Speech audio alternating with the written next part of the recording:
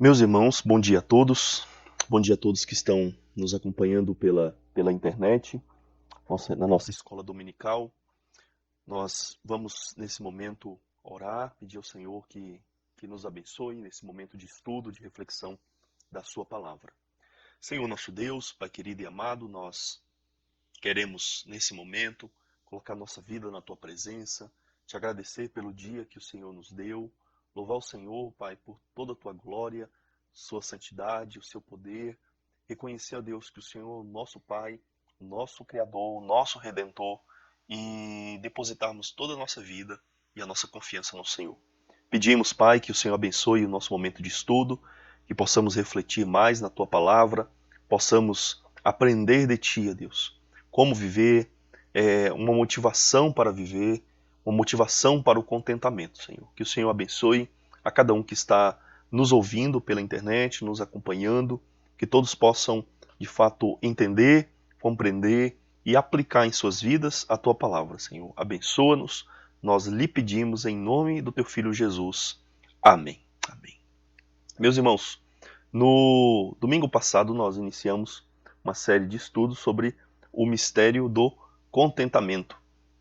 E hoje nós teremos o nosso segundo estudo. Nós falamos que nós estamos usando como base o livro O Segredo do Contentamento, do William Barclay, da editora Nutra. Okay?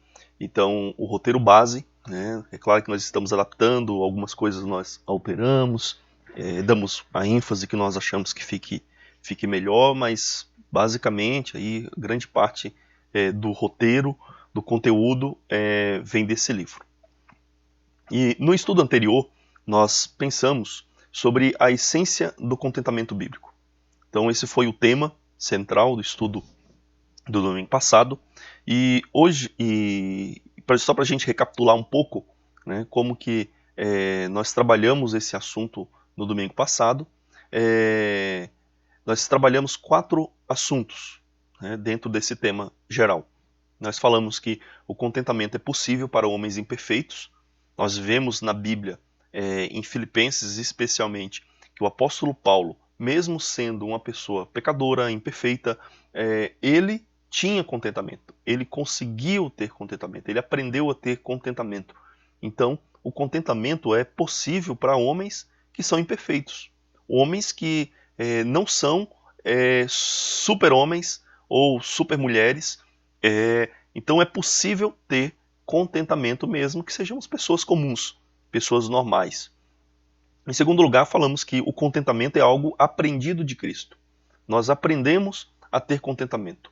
O contentamento é um mistério. Nós aprendemos de Deus, temos isso da graça de Cristo, e então nós podemos ter contentamento porque vem de Deus para nós. É possível porque Deus nos concede, nos ensina a ter contentamento. Terceiro, o contentamento verdadeiro deve ser incondicional, no sentido de que não adianta você dizer eu tenho contentamento, mas está tudo bem, eu estou trabalhando, minha saúde está perfeita, a família está tudo absolutamente perfeito. Isso não é contentamento. Contentamento é quando alguma coisa ou muitas coisas não estão bem, não são perfeitas na nossa vida, quer seja pessoal, quer seja econômica, etc. E então nós desfrutamos contentamento, nós temos alegria diante do Senhor. Então esse é o contentamento verdadeiro, é quando as coisas, ou nem tudo, estão bem nas nossas vidas e nós temos satisfação, contentamento diante de Deus. Quarto lugar, o contentamento é uma forma de suficiência interior. Nós usamos até a expressão autossuficiência, que quer dizer essa suficiência interna que vem de Deus. Embora as coisas externas, quer sejam pessoas, quer sejam situações da nossa vida, quer sejam bens da nossa vida, não estejam caminhando da maneira ideal, nós temos uma suficiência interna, uma autossuficiência que vem de Deus.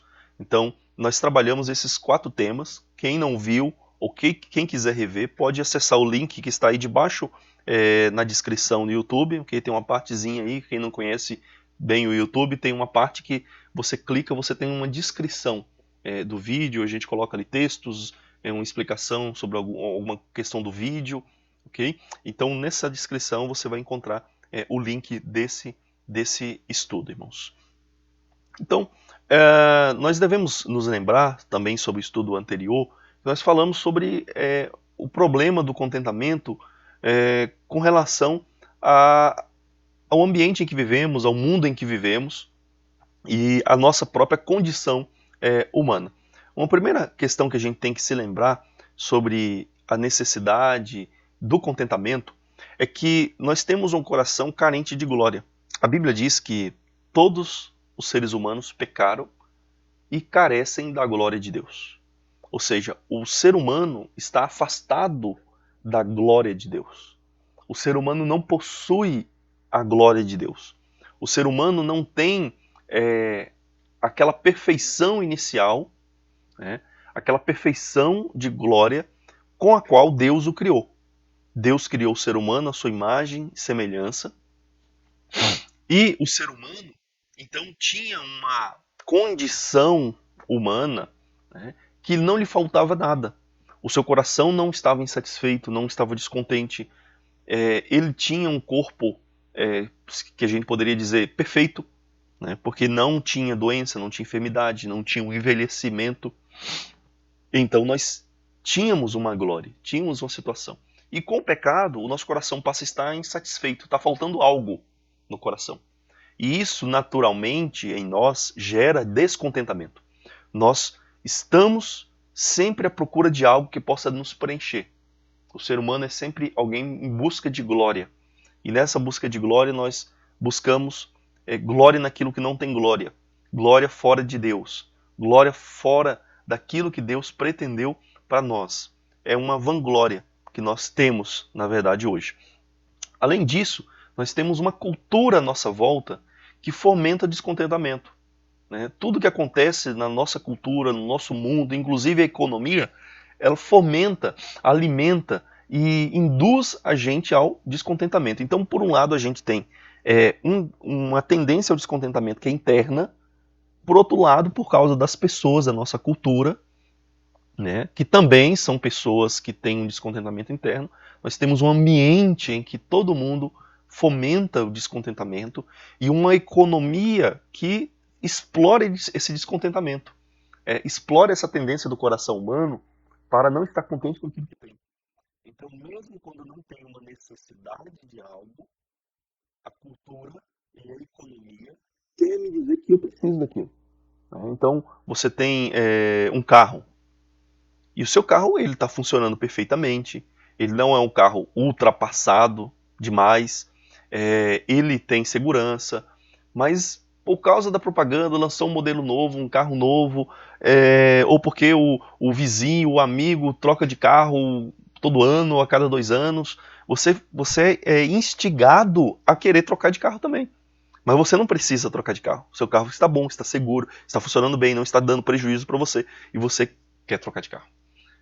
Por quê? Por causa da cultura de descontentamento e da economia, né, e do marketing que essa economia usa para dizer que você precisa trocar de carro, que o seu carro não é bom, né, que você precisa de outro, que você tem que comprar outro.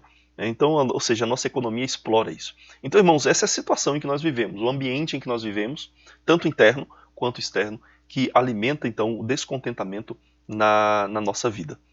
E hoje nós vamos pensar sobre a necessidade de contentamento bíblico. Necessidade de contentamento bíblico. Nós vamos pensar sobre esse assunto hoje e trabalhar ele aqui durante esses 50 minutos aproximadamente que nós vamos ficar.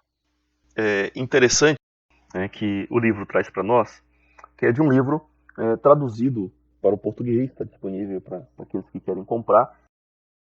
É um conto do Tolstói.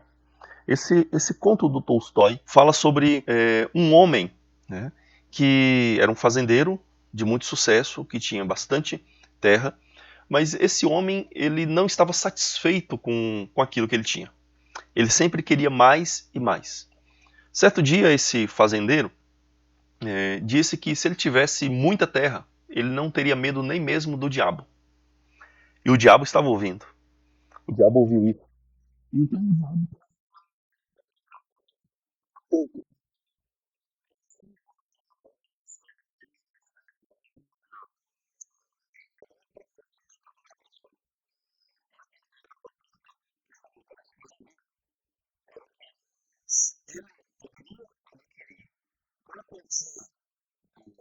Basicamente, significa quanta terra ele pudesse percorrer em um dia.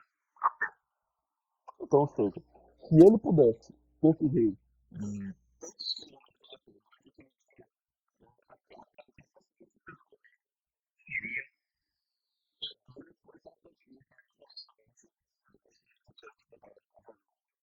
consegue trabalhar com valor.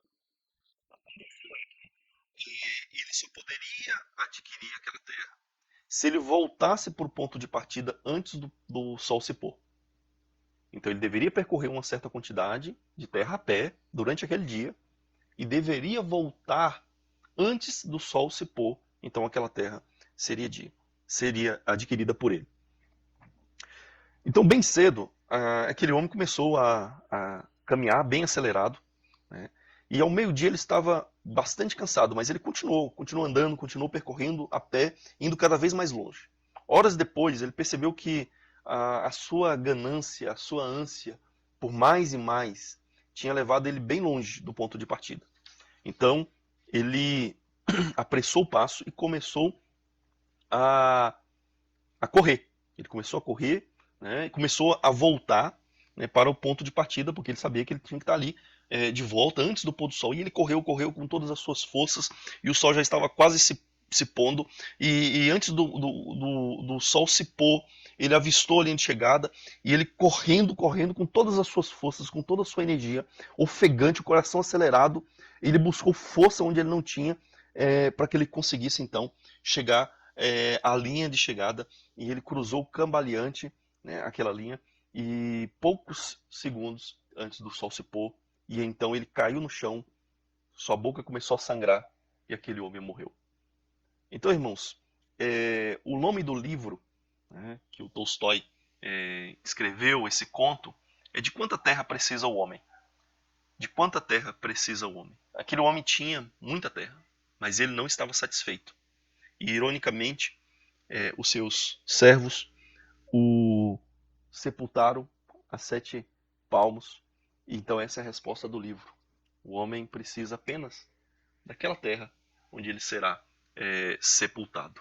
Então nós vemos aqui um conto, né, irônico, que mostra como que muitas vezes o nosso coração está insatisfeito. E mesmo tendo, nós muitas vezes não nos contentamos com aquilo que é suficiente para nós. Mas lembra, nós não estamos falando nesse estudo, nessa série de estudos, apenas sobre o contentamento de que a gente já tem todas as coisas, mas do contentamento mesmo quando nos falta aquilo que nós precisamos, irmãos. Nós devemos nos lembrar do texto em que o apóstolo Paulo, em Filipenses capítulo 4, diz que mesmo preso, mesmo tendo carência de comida, ele estava satisfeito. Estava satisfeito. Então, mesmo faltando algumas coisas que eram necessárias, não eram coisas supérfluas, como no caso da história desse homem, ele estava satisfeito. Então, contentamento, ele deve ser tanto quando nós temos bastante, quanto quando nós temos pouco, ou não temos aquilo que é necessário para as nossas vidas. Então, por que nós devemos perseguir o contentamento bíblico? Por quê?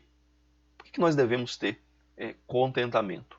E tem alguns motivos que nós vamos trabalhar nesse estudo. Primeiro, nós temos que perseguir e obter e buscar o contentamento porque nosso Pai ordenou. Deus ordenou que nós tenhamos ou venhamos a ter contentamento. Segundo, porque é um tesouro incalculável. O contentamento, como nós vamos ver aqui, ele é um tesouro incalculável. Ele é um valor imenso, imensurável. Porque murmuração é pecado. Quando nós estamos descontentes, nós tendemos a murmurar, a reclamar, e isso é pecado biblicamente. Porque descontentamento gera mais pecados. Nós vamos ver que descontentamento gera uma condição no nosso coração que nos leva e tende a levar a mais e mais pecados. O descontentamento não anda sozinho. Em quinto lugar, porque demonstra humildade e submissão a Deus. Sexto, porque sem ele não desfrutamos a paz de Deus. Nós precisamos de contentamento para desfrutarmos de paz. E sétimo, porque um espírito contente é um espírito adorador. Quando estamos contentes, estamos expressando adoração, alegria na presença de Deus, e isso é um ato de adoração. Então, em primeiro lugar, na nossa aula hoje, nosso Pai ordenou. Nosso Pai ordenou. Esse é o primeiro motivo pelo qual nós devemos buscar contentamento. O nosso Pai ordenou. Veja em Hebreus capítulo 13, o verso 5, na Almeida Revista Atualizada, diz assim: seja a vossa vida sem avareza.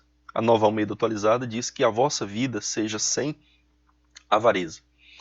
Então, Deus ordenou, seja a vossa vida sem avareza. O texto vai continuar, contentem-se com as coisas que vocês têm. Então, não sejam avarentos, contentem-se com o que têm. Se o que Deus te deu é mais do que suficiente, esteja contente. Não seja como aquele homem do conto de Tolstói, em que mesmo tendo muita terra, ainda queria mais, achava que necessitava de mais, ao ponto disso levá-lo à morte por causa da sua ganância. Contente-se com as coisas que vocês têm.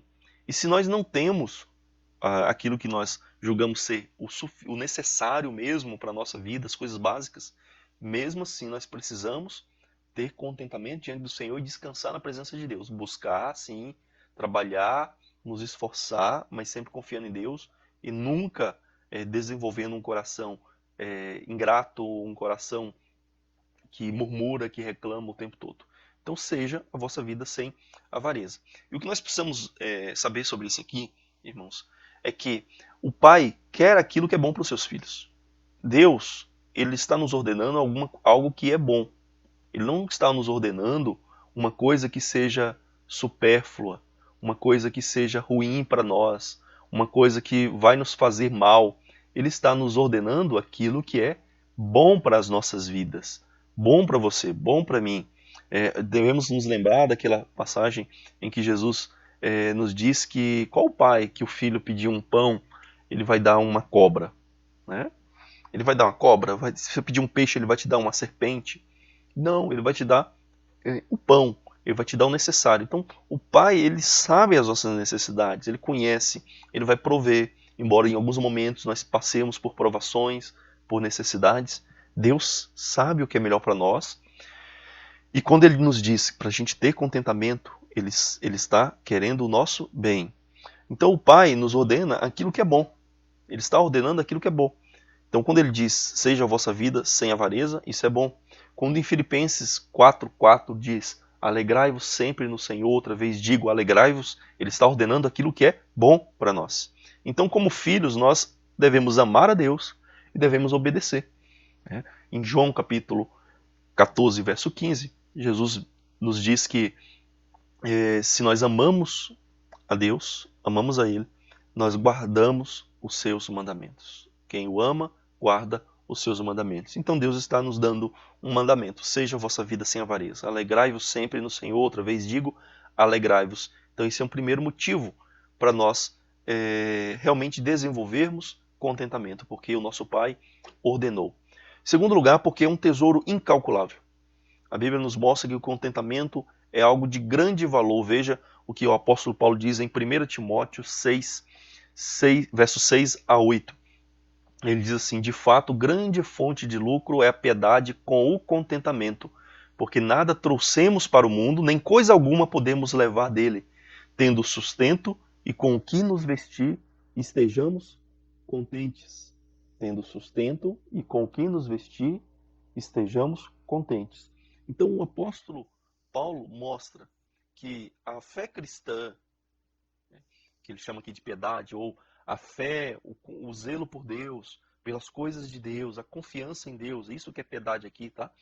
Piedade na Bíblia, mesmo nas nossas traduções, refere-se ao nosso zelo, a nossa fé, a nossa confiança em Deus. Então, a piedade é fonte de lucro. Mas como? Com o contentamento. O contentamento faz com que a nossa fé seja grande fonte de lucro, seja um tesouro incalculável. E ele nos lembra que nada trouxemos para o mundo, nem coisa alguma poderemos levar dele. Então, se nós temos o sustento, se nós temos o que vestir, sejamos contentes, e sejamos satisfeitos com isso. Quando nós temos, irmãos, aquilo que é necessário, vamos nos contentar. Não é que a gente não possa trabalhar, continuar nos esforçando, podemos, mas desenvolver um coração e alimentar um coração descontente, jamais devemos fazer isso na nossa vida. Então o que o apóstolo Paulo mostra nesse texto é um contraste entre uma busca por riquezas, inclusive de pessoas na igreja, né, que exploram às vezes a fé de outros, ou pessoas que estão usando a sua própria fé para enriquecer a qualquer custo. Então Paulo contrasta essa busca pela riqueza com o contentamento, né? E ele mostra que o importante é a nossa condição interior. O importante não é a riqueza que nós obtemos exteriormente, mas o contentamento interior é que nos dá uma grande riqueza, um grande valor, né? Em terceiro lugar, nós devemos buscar o contentamento, perseguir, nos esforçar para termos contentamento e aprendermos isso de Cristo, esse mistério de Cristo, porque murmuração é pecado. Irmãos, a gente precisa lembrar que murmuração é pecado. Filipenses capítulo 2, o verso 14 a 15, nos diz assim: façam tudo sem murmuração nem discussões. Façam tudo sem murmurações nem discussões, para que sejam irrepreensíveis e puros, filhos de Deus, inculpáveis no meio de uma geração pervertida e corrupta, na qual vocês brilham como luzeiros no mundo. Então veja que o apóstolo Paulo, né, nos mostra a necessidade de pararmos de reclamar. Pararmos de reclamar. Irmãos, nós temos uma tendência muito grande à reclamação. Nós temos essa tendência humana a ficar reclamando da nossa vida, da nossa situação, mesmo quando as coisas não estão tão ruins como nós achamos no coração. E ele vai mostrar aqui, ó, que a gente não deve ficar murmurando. E ele diz para que sejam irrepreensíveis e puros, filhos de Deus, inculpáveis. Está vendo que ele está dizendo que se nós murmuramos, nós somos repreensíveis, somos culpáveis diante de Deus. E nós estamos agindo como a nossa geração pervertida e corrupta. Quando nós murmuramos, reclamamos, vivemos insatisfeitos, nós estamos fazendo o que o mundo faz. Lembra, o coração humano sem Deus, ele é um coração naturalmente insatisfeito. A nossa cultura fomenta a insatisfação no nosso coração. A economia à nossa volta é alimentada e vamos dizer, lucra a partir da insatisfação do nosso coração. Então, quando nós estamos satisfeitos, nós somos irrepreensíveis, nós somos inculpáveis no meio dessa geração toda insatisfeita, toda descontente. Então nós precisamos nos lembrar disso. Então, o que esse texto mostra, irmãos, é que murmurar é algo tão comum que nós esquecemos que é pecado. Nós esquecemos. Nós já reclamamos tanto que nós nem nos damos conta mais da nossa reclamação constante. Nós vemos que, às vezes, a pessoa que o tempo todo reclama, ela não percebe que é reclamação. Eu me lembro de uma pessoa que eu sempre chegava para ela e perguntava: e aí, como é que você tá, Zé? E essa pessoa respondia, estou usando o nome Zé aqui, mas não é Zé não, tá? Como é que você está? E ele sempre respondia: ah, tá isso. Ele sempre reclamava, é murmuração, uma murmuração constante. Ele nunca agradecia a Deus pela vida, não demonstrava isso primeiramente, sempre a reclamação vinha, sempre aquela imagem de reclamação, de uma pessoa insatisfeita. Ele tinha muitos problemas de fato, mas mesmo nos problemas nós podemos aprender o mistério do contentamento. Esse mistério a gente aprende a partir de Cristo, de Deus. Então murmurar é algo muito comum e nós esquecemos que é pecado. E nós temos o exemplo negativo, né, de Números 10, em que Israel reclama no deserto. Murmurar, irmãos, devemos lembrar que implica em ignorar a presença de Deus em seu cuidado paternal conosco. Quando nós reclamamos, murmuramos, nós estamos ignorando a presença e o cuidado de Deus conosco. Israel fez isso. Deus estava salvando Israel do Egito, da escravidão. Eles estavam provando o pão amargo ali no Egito. Deus os livrou. Deus estava conduzindo eles pelo deserto. Deus estava alimentando eles. Deus estava suprindo as suas necessidades. Eles estavam reclamando. Estavam ignorando que Deus estava ali com seu cuidado, a nuvem guardando eles durante o dia, a coluna de fogo guiando eles e aquecendo durante a noite. Mas eles estavam reclamando. Murmurar também, irmãos, nos faz lembrar de coisas passadas de forma distorcida. Lembra o que os egípcios, os judeus, desculpem, os israelitas disseram lá no deserto? Ah, se nós estivéssemos lá no Egito. Aí eles começaram a lembrar dos alimentos do Egito. Então eles olhavam para aquilo como se fosse a melhor vida que eles tinham. Eles esqueceram, eles eram escravos. Eles não tinham uma boa vida ali, como eles estavam vendo. Mas a reclamação por causa da situação presente, que realmente não era a melhor situação, mas sim Deus estava com eles, estava cuidando deles, suprindo as suas necessidades mais básicas, faz com que a gente olhe para o passado de uma forma distorcida, exagerada, como se aquilo fosse melhor do que a situação que nós temos hoje. Muitas vezes não era. Então nós temos que tomar muito cuidado com a reclamação, porque ela tende a nos fazer ver a vida de uma maneira realmente errada, de uma maneira bastante distorcida, né, por causa do nosso pecado. Mas vamos caminhar um pouco mais aqui na nossa lição. Em quarto lugar, nós devemos perseguir o contentamento, porque descontentamento gera muitos outros pecados. Queridos irmãos, a gente tem que olhar para o nosso coração e a gente tem que perceber que aquilo que está no nosso coração, ele vai gerar coisas externas na nossa vida. Outros pecados vão ser gerados por causa daquilo que está no nosso coração. Se o nosso coração é descontente, nós vamos tender a praticar outros pecados para satisfazer o pecado do descontentamento. Então, o descontentamento é como um buraco negro voraz. Ele vai devorando mais e mais. Você lembra da história do Tolstói? Um homem que tinha muitas terras. Ainda estava insatisfeito, querendo mais. E isso se torna uma tentação do diabo no seu coração. E ele morre por causa do seu pecado. Então ele foi cobiçando mais, cobiçando, invejando mais, ao ponto de perder a sua própria vida por causa desse ídolo que estava no seu coração, um ídolo bastante descontente, insatisfeito. E vamos ver o que Tiago diz aqui. Tiago 1, verso 14 e 15.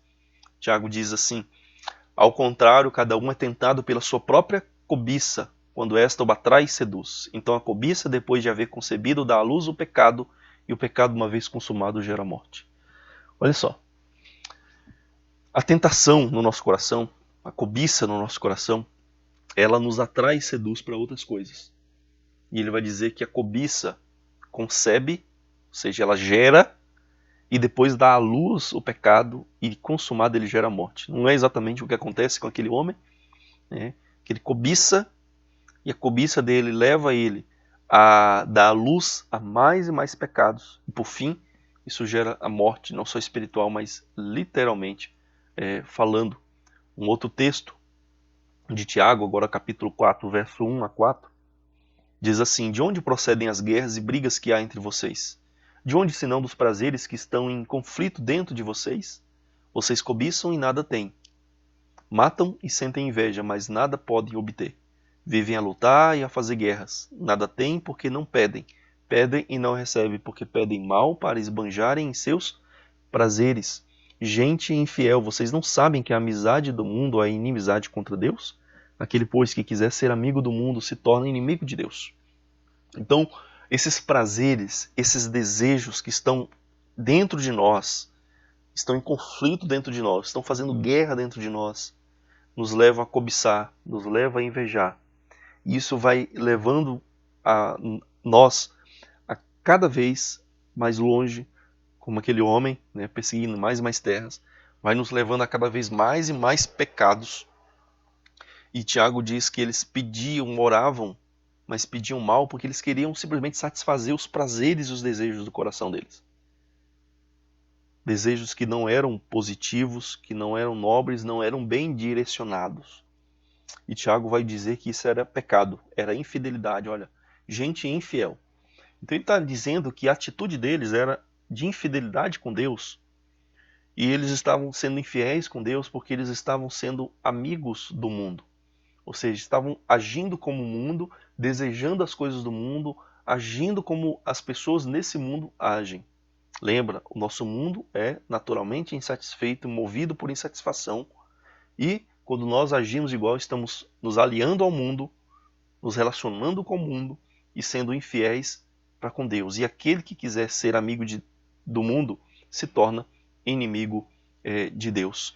Então, irmãos, devemos saber e ter a certeza de que dificilmente o descontentamento vem sozinho. E eu devo olhar para o meu coração, você deve olhar para o seu e perceber que o descontentamento não vem sozinho. Descontentamento vai vir acompanhado de murmuração, vai vir acompanhado de ingratidão para com Deus, né? Vai vir acompanhado de ignorar a presença de Deus, ignorar o cuidado paternal de Deus com a nossa vida. Vai vir acompanhado de cobiça, vai vir acompanhado de inveja, vai vir acompanhado de atos ilícitos, vai vir acompanhado de infidelidade com Deus, infidelidade com os amigos, infidelidade conjugal. Então nós devemos tomar cuidado com o descontentamento, porque ele não fica sozinho. É um ídolo, é um pecado que sempre anda acompanhado de outros. O descontentamento está no centro da cobiça e da inveja, como Tiago diz. O descontentamento, esse desejo constante no nosso coração, gera brigas e inimizade e troca Deus por ídolos mundanos. Isso é um resumo do texto, dos dois textos aí de Tiago para nós. Em quinto lugar, irmãos, devemos buscar, perseguir e nos esforçar por aprender o contentamento, porque demonstra, o contentamento demonstra humildade e submissão à vontade de Deus. Vamos ler um texto aqui em Filipenses capítulo 1, verso 12 a 18, que diz assim: Quero ainda, irmãos, que saibam que as coisas que me aconteceram têm antes contribuído para o progresso do Evangelho. Ou seja, Paulo está dizendo que a situação dele, que era de quê? De prisão. Ele estava preso em Roma, acusado de causar insurreição, de rebelião, de ensinar aquilo que não deveria, de transtornar o mundo. E Paulo estava preso. E ele diz: Quero, irmãos, que vocês saibam que as coisas que me aconteceram, a minha prisão, estar aqui em Roma, tem contribuído para o progresso do Evangelho. Olha só, ele está vivendo em uma situação difícil, está vendo essa situação, está dizendo: isso que me aconteceu tem contribuído para o progresso do Evangelho. Então Paulo estava ali preso, mas ele estava vendo que aquilo era bom. Então ele estava vendo a mão de Deus, o cuidado de Deus, usando aquela situação para o progresso do Evangelho. Não é essa a intenção de Paulo? Não era pregar o Evangelho? Ele estava preso, mas ele estava pregando o Evangelho e ele estava incentivando, através da sua vida, do seu exemplo, a pregação do Evangelho. Então muitos irmãos estavam agora estimulados pelo seu exemplo a pregar ainda mais o Evangelho. E ele vai dizer que até mesmo pessoas que tinham motivações mesquinhas, como causar dor em Paulo, causar aquele sentimento de inveja em Paulo, estavam pregando mais também o Evangelho, para mostrar para ele: olha, você está preso, mas nós estamos aqui pregando o Evangelho, nós estamos aqui levando a palavra de Deus adiante, você está aí preso, e aí? Ou seja, mas mesmo assim Paulo diz: eu me alegro que o Evangelho de Cristo, o Evangelho verdadeiro está sendo pregado, mesmo pessoas que não têm a motivação mais nobre, ele está pregando, estimulado pela minha situação.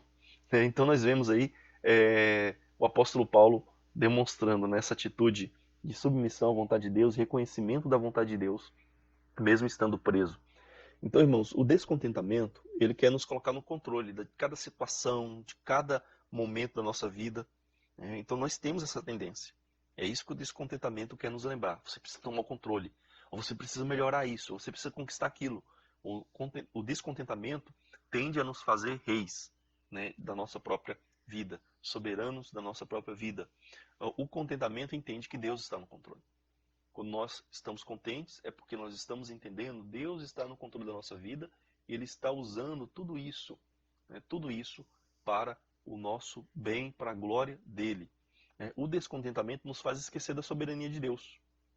Nos faz esquecer que se nós estamos passando por alguma situação ruim, Deus é soberano, Ele não perdeu o controle. Quer seja problemas financeiros, problemas familiares, problemas econômicos, problemas na igreja, problemas até mesmo espirituais, Deus é soberano, Deus está no controle. Deus tem controle. Nós não temos. Então nós precisamos descansar e confiar que Deus é soberano. O contentamento nos lembra que Deus é soberano. Nós precisamos sempre ser lembrados disso. E quando nós estamos contentes, nós estamos ali descansando nessa soberania de Deus.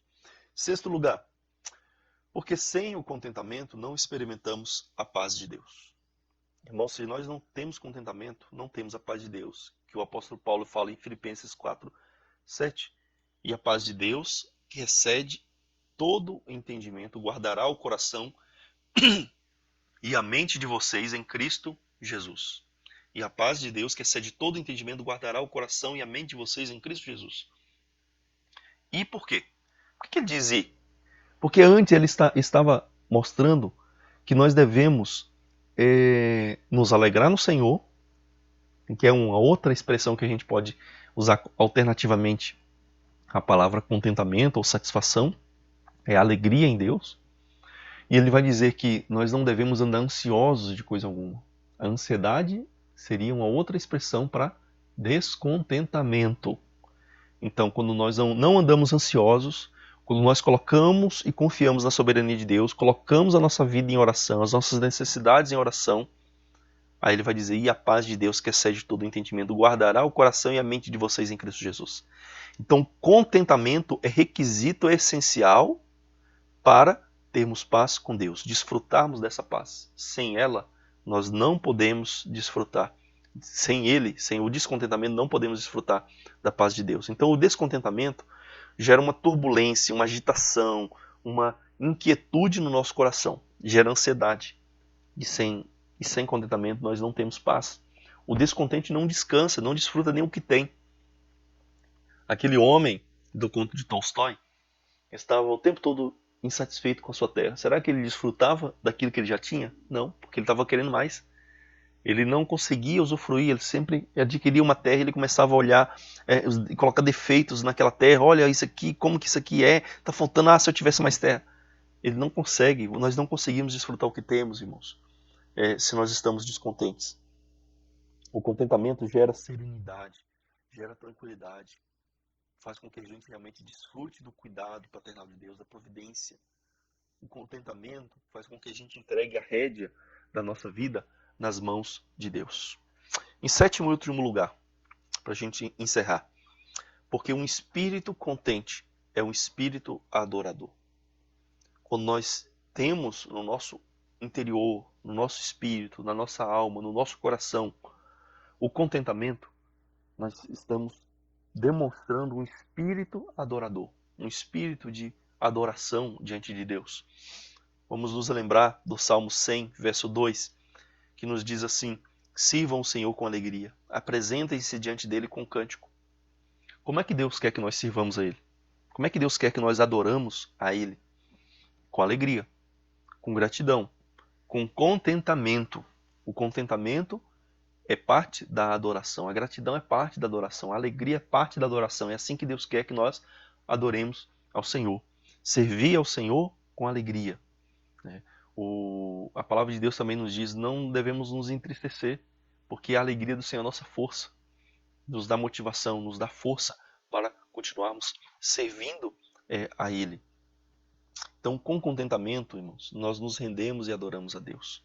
Adorar é agradar-se daquilo que Deus está fazendo, daquilo que Deus faz. Quando nós adoramos a Deus, estamos nos rendendo a Ele, reconhecendo que tudo aquilo que Ele faz é bom, que tudo aquilo que Ele planeja é bom, que todo o seu propósito é bom. Então nós precisamos adorar a Deus. Adorar é prazer com a vontade de Deus. Eu tenho satisfação fazendo, lembro da pessoa que estava preso. Mas ele diz, eu me alegro, porque o evangelho está sendo pregado. Mesmo preso, eu tenho uma oportunidade para toda a casa do imperador, toda a guarda pretoriana, saber que eu estou preso por causa do evangelho de Cristo, por fazer a missão de Jesus Cristo. Adorar é se satisfazer no único Deus, o Pai. Quando nós adoramos, estamos dizendo, Deus é nossa satisfação, Deus é o nosso prazer, Deus é a nossa alegria. Eu estou satisfeito com o cuidado de Deus comigo. Deus é o maior anseio e desejo do meu coração. Portanto, irmãos, nós precisamos ser constantemente lembrados da necessidade de adoração, porque nós precisamos adorar a Deus em todo o tempo e saber que em todo o tempo Deus é bom. E por isso nós estamos alegres, por isso nós estamos satisfeitos. Mesmo que nos falte alguma coisa, a gente tem que ser lembrado, Deus é bom, Deus está comigo. E isso é motivo para eu estar satisfeito. Mesmo que eu tenha tudo nesse mundo, mesmo que eu tenha todo o alimento necessário, mesmo que eu tenha todas as finanças necessárias para pagar as minhas contas, mesmo que eu tenha uma família perfeita, né? Se eu não tiver Deus, meu coração está insatisfeito. Nós devemos lembrar daquela famosa frase de Agostinho, no seu livro As Confissões, em que ele diz: fizeste-nos para ti, e inquieto estará o nosso coração enquanto não repousar em vós. Enquanto o nosso coração não repousa em Deus, nosso coração está inquieto, insatisfeito. Quando nós repousamos, descansamos em Deus, nosso coração está satisfeito, está em paz. Então é isso que nós precisamos, irmãos. É por isso que nós precisamos de contentamento. É por isso que nós precisamos ser verdadeiramente adoradores, onde nós sujeitamos toda a nossa vida, nossa situação ao cuidado de Deus. Vamos concluir nosso estudo com um resumo. Então vamos falar aqui, resumidamente, tudo aquilo que nós estudamos hoje. Primeiro, contentamento é algo ordenado pelo Pai.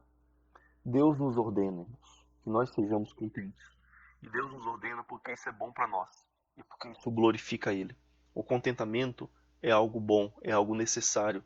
O descontentamento, a murmuração constante, a falta de satisfação em Deus, a falta de alegria é pecado no nosso coração. Contentamento é um tesouro incalculável.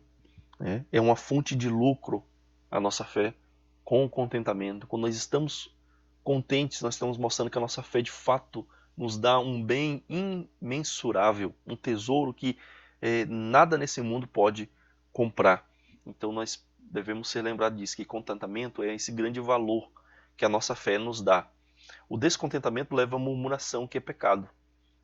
Então reclamação, ingratidão é pecado. Pecado. Nós não podemos chamar de outra coisa, irmãos. Pecado. É isso. E acabou. Nós precisamos reconhecer. Descontentamento gera outros pecados. Lembra, o descontentamento não anda sozinho. Ele vai chamar companheiros para satisfazer a sua cobiça. E vai gerar mais e mais pecados. Companheiros. Contentamento demonstra humildade e submissão. Quando nós estamos contentes, estamos demonstrando humildade diante de Deus, submissão à vontade de Deus. E isso é extremamente bom, e louvável diante do Senhor. Contentamento é necessário para ter paz com Deus. Se nós queremos ter paz, desfrutar de tranquilidade diante de Deus, nós precisamos de contentamento. Uma pessoa descontente não tem paz, não para, não descansa. Mesmo quando está no momento de folga, não descansa, não para, o coração está agitado, a mente está agitada por causa do descontentamento. E por fim, o contentamento interior é um espírito adorador. Quando nós estamos contentes, estamos gratos diante de Deus, estamos alegres diante de Deus, nós estamos demonstrando um espírito de adoração, e isso faz com que a nossa adoração seja um aroma agradável diante de Deus. Então, queridos, esse foi o nosso estudo de hoje. Espero que você tenha entendido. Deixe suas perguntas aí embaixo no YouTube. Tem uma diferença entre você deixar a pergunta no chat, no chat de bate-papo aí. Tem esse chatzinho aí que muitas vezes aparece em cima do vídeo. Você está passando, que você tem que minimizá-lo para ele não atrapalhar você ver os slides, a projeção. E tem as perguntas lá embaixo. As perguntas são fixas. O chat, depois que o vídeo e a transmissão encerra, ele deixa de aparecer. Então é necessário você colocar a sua pergunta nos comentários e não no chat de bate-papo ao vivo, para que as perguntas fiquem lá, eu consiga responder e você consiga ver depois a resposta. Você também pode enviar para mim, pessoalmente, no meu WhatsApp, se você tem. Então fica à vontade para perguntar. Okay? Vamos orar e pedir ao Senhor que nos abençoe, que nos dê agora a sua graça, para que possamos descansar e termos um contentamento no Senhor. Vamos orar. Pai querido e eterno, nós te louvamos, Senhor, por esse tempo de reflexão na Tua Palavra, pelos vários textos que o Senhor nos revelou através da Escritura, que o Senhor, Pai, venha ensinar a nós a obtermos o verdadeiro contentamento. Que o Senhor venha nos dar a verdadeira motivação, os motivos como nós vimos hoje, para termos e buscarmos esse contentamento. Que venhamos saber, acima de tudo, que o Senhor está nos ordenando algo que é bom para nós, que é algo que nós precisamos ter, e que isso vai ser para nós um grande tesouro, isso vai gerar uma paz no nosso coração, isso vai louvar ao Senhor, exaltar o Senhor, e vai fazer com que nós venhamos a nos livrar de muitos outros pecados que o descontentamento traz. Pai Santo, que o Senhor continue a abençoar a tua igreja, que mesmo nesse tempo de pandemia, de restrição, de muitos problemas gerados, Pai, que venhamos a ter contentamento, saber que o Senhor está no controle desse vírus, dessa pandemia, que venhamos a descansar, desfrutar da paz com o Senhor, Pai. Abençoa a nossa vida, abençoa cada um que está nos ouvindo nesse momento na internet, que o Senhor esteja presente com cada um, suprindo as suas necessidades, e mesmo aqueles que ainda não têm as suas necessidades básicas supridas, Pai, que o contentamento seja suprido no seu coração, que o Senhor ensine, que o Senhor dê a eles esse mistério que somente o Senhor pode revelar, esse segredo que somente o Senhor pode dar. Ó Pai, que o Senhor abençoe a cada um, que o Senhor supra cada necessidade, esteja presente, Pai, com a tua paz, e a tua paz que excede todo entendimento possa guardar cada coração, a cada mente, cada espírito, em teu Filho Jesus Cristo. Nós te pedimos e agradecemos, hoje e sempre. Amém. Meus irmãos, então encerramos a nossa transmissão.